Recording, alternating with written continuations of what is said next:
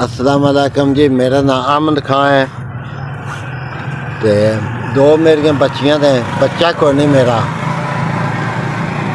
इतना है सड़क ते बह जाइदा, कोई किल धागा तेरे मेरे को ले लेदा, ना किल है ना धागा ना टाकी है। रोजी निका सारा काम किल है ना मेरे को कोई धागा है। दुआ वो दी मंगना उस मौला दी ये हो सके तो चार ने लभ जान, कोई किल कोई धागा कोई टाकी लिया के मेरे बच्चियां दी रोजी टुर पो।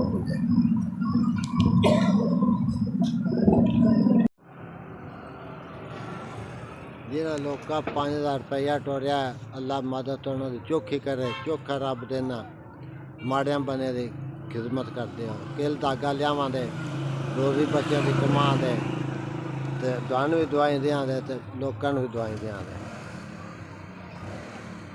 शाला वसदे रहो, ठीक है लाए रोजी कमाने वास्ते बैठे, रब का दिता दिता बड़ा को।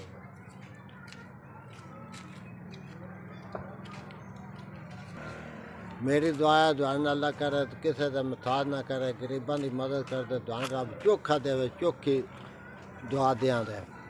किल धागा लियाव दे इत बैठ रोजी कमा जाता कर